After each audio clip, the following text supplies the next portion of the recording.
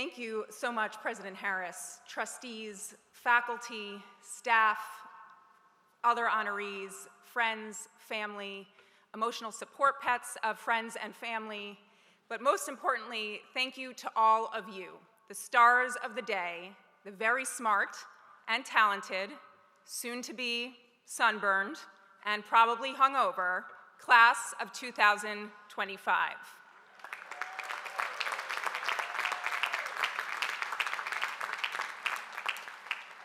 I am truly honored to be here today, joined by my wife, one of my sons, and my parents, who definitely did not ever think they would find themselves back in Schenectady ever again. My 8-year-old is obviously very excited because obviously who doesn't love watching their mom give a speech in the sun in a wizard robe? This is basically better than Harry Potter. Yes, everything President Harris said about me is true. I was an exceptional student, just wonderful, except he left out the part where I was sent to the dean's office for illegal substances my junior year. For the record, marijuana was not legal back then. I am a technology journalist and a columnist at the Wall Street Journal, which is a newspaper that many of the people in the back have heard of. And yes, I am currently writing a book about artificial intelligence taking over all parts of my life. Please buy it next year. My son now wants a wizard robe. And as of today, as you just saw, I hold an honorary Doctor of Letters degree from Union College. I'm so thankful to everyone behind me for making this move. And it means I'm now a Doctor of Letters. And so if anyone faints out there, I've totally got this, at least if I can ask ChatGPT some questions. But here's what you really need to know about me. 19 years ago, I sat right where you are right now, graduating with the Union College class of 2006. And just like you all, I was filled with pride, hope, and an overwhelming craving for a bacon, egg, and cheese.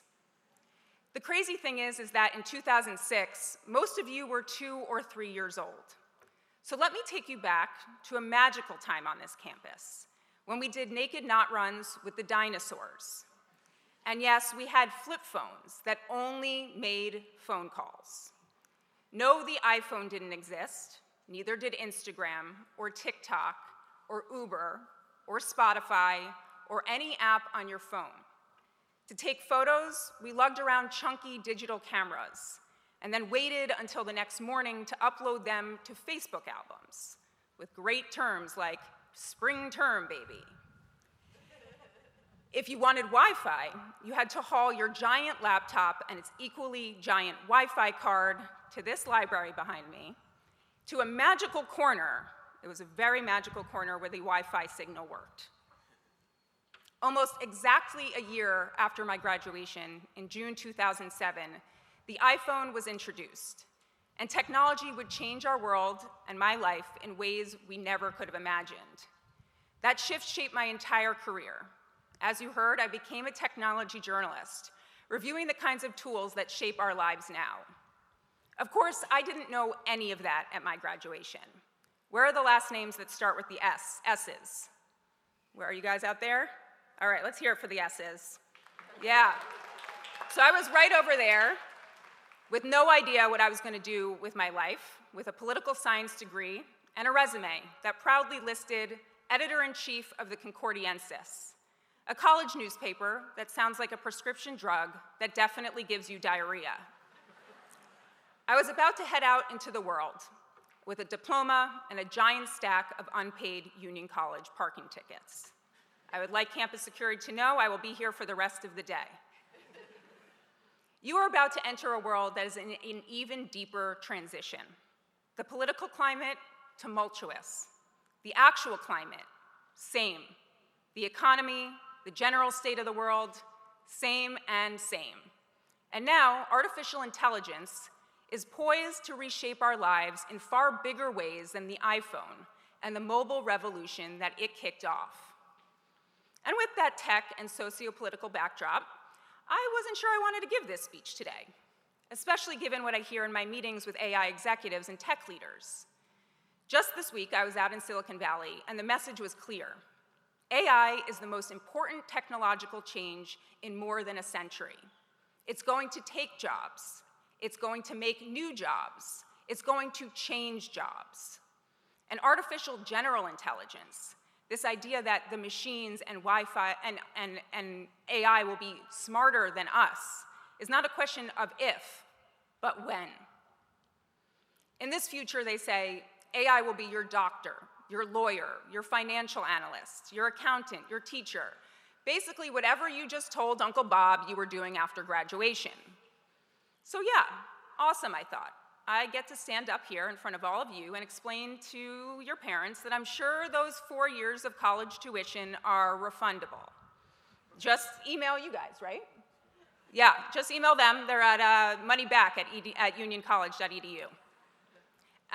But then, before you email, you'll want to hear the rest of the speech. But then in April, I came back to campus for the first time in more than a decade. I met with students. I took a class. I sat in Reamer eating the same sandwich I used to eat decades ago. I actually think it might have been the same sandwich from decades ago. I ran around the Not Naked, or I would have if it wasn't 3 p.m. on a Wednesday. And most importantly, I remembered why I love this place, and why Union, founded in 1795, is one of the first colleges in the country, has lasted over 2 decades. Through technological changes as profound as electricity, and the telegraph, and the automobile, and the personal computer, the internet, and yes, the smartphone, and now AI. Because this institution doesn't just prepare you for the world as it is, it prepares you for what the world will be as it comes. Union has always created thinkers, inventors, creators, and problem solvers. I met students taking anthropology in the morning and mechanical engineering in the afternoon. I met some of you who spend your free time in Olin on unexplored research. I met members of bands and union sports teams who come together to perform and compete. I can confidently say Union prepared me for the twists, the challenges, and the completely unexpected paths I've had in the last 19 years. And it's prepared all of us for a future where AI and machines are not just as smart or smarter than we are now. But don't let this robe fool you. I am not a wizard with a crystal ball. What I do have is a front row seat to some of the most powerful AI tools being built, and a few thoughts on how to live alongside those machines. Plus, I have spent the last 19 years turning creative story ideas into reality, and did it while the entire ground of technology and journalism completely shifted. So instead of a typical commencement speech providing advice on how to be a successful person, I give you 5 rules for living and thriving in an AI world. Turns out these are also good rules for being a successful person, but go with it. And before we get into these rules, we're going to do things a little bit differently here today. I want to share the stage with someone. Her name is Ashley Sophia. Please welcome her to the stage.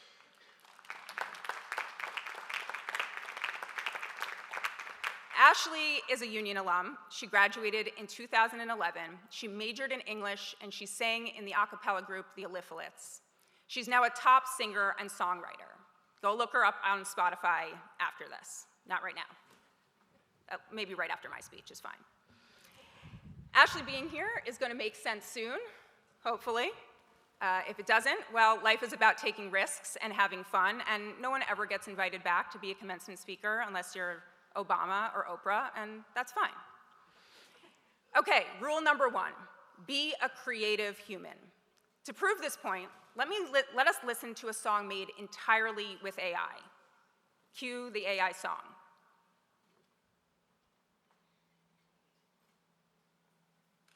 Caps on heads, walking tall through the green.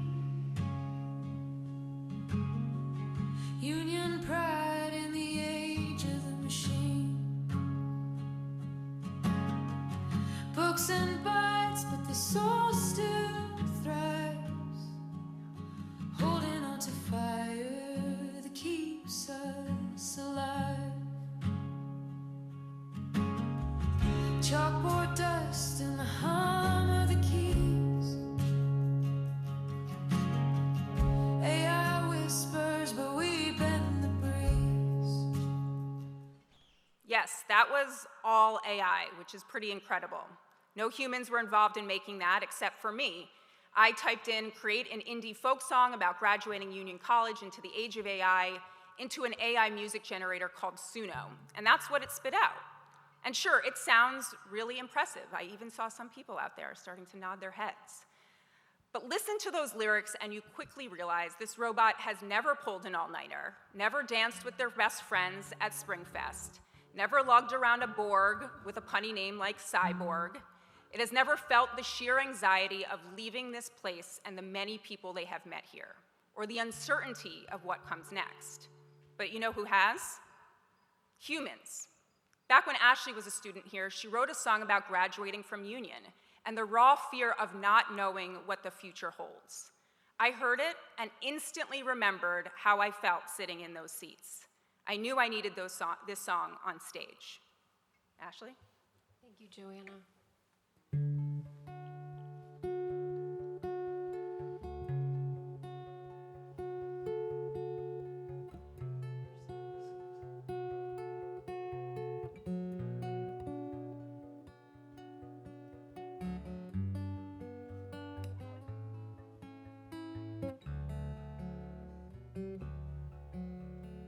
I'll be in Europe, traveling around.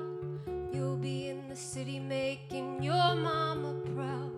You'll drink your coffee black, and your business shoes will shine. Oh, where will we be in 10 years' time? Maybe law school or Venice. Maybe I stay at home, or maybe I'll fall sick again. Maybe you'll be gone. Oh, where will we be in 10 years' time? And you're prepared in straight-laced grad school with a straight face, and you'll blast New York with all your grace. I've always known you to be that way, but I'm stubborn and I'm ill-prepared. I'll get a job, but I won't cut my hair, and who knows, maybe me and this guitar won't make our way out there, and I'll become a photograph, and you'll be a postcard. And after a while, I promise you that it won't be so hard. No, no. In 10 years' time. And if you only call at Christmas time, I promise it's okay. I'll still be thinking of you every day. In 10 years' time. Oh, where will we be in 10 years' time?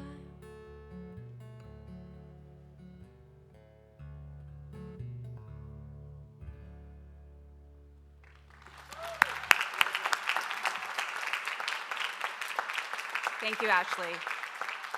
And there it is.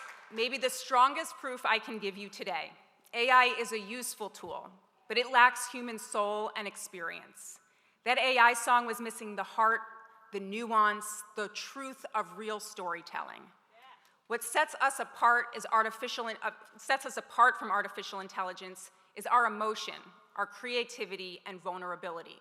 Lean into that when you leave here. Rule 2, be a lifelong learner.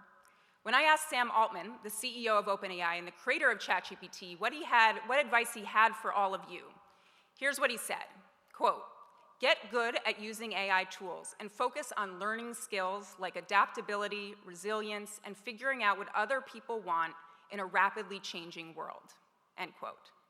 He confirmed he did not write that with ChatGPT. Back in 2007, no one predicted that the iPhone would lead to jobs like social media manager or app developer or TikTok creator with 5 million followers and a ring light in their basement. At Union, you learned how to learn. Keep learning. And good news, you no longer have to do it at 8 a.m. on Monday, Wednesday, Fridays in the middle of a frozen February. You don't have to know exactly what's next, but you have to keep learning and be ready to build it. Rule 3, be a truth seeker. We live in a time of deepfakes, hallucinated facts, misleading yet confident bots, and let's be honest, leaders who cry fake news anytime there's something they don't like. Whether it's an article, a chatbot answer, a TikTok claiming your favorite celebrity has died, ask yourself, who believes this? Who benefits if I believe this? Would my smartest union professor buy this or talk about this in class? Don't just take what you see at face value either, and don't tune it out either. Algorithms already created echo chambers where we only hear what we want to hear. Read the news, heck, even pay for the news, and support real journalism instead of just the kind that might recycle AI-generated sludge. Think critically, ask questions, be the person who interrogates the information, not just consumes it. Rule 4, be a hard worker. If you look up at the note behind you, there in the red band is a quote in Hebrew, and the English translation goes something like, "The day is short, the work is great, the reward is much, and the master is urgent." Translation, don't waste your time, there's important work to be done. It's easy to assume that we won't work as hard when AI can do all the work for us.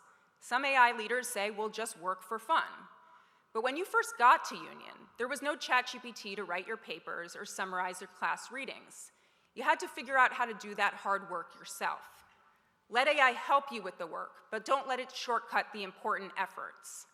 Like this speech, ChatGPT could have written it, but I thought it was important to write my own bad jokes. Altman also said, you will start your career in the greatest time and opportunity possibly ever, and you'll be able to accomplish more than anyone who has come before you. Let's hope he's right. And finally, rule 5, be a collaborator. This was the greatest lesson I learned at Union, and it didn't happen in the classroom.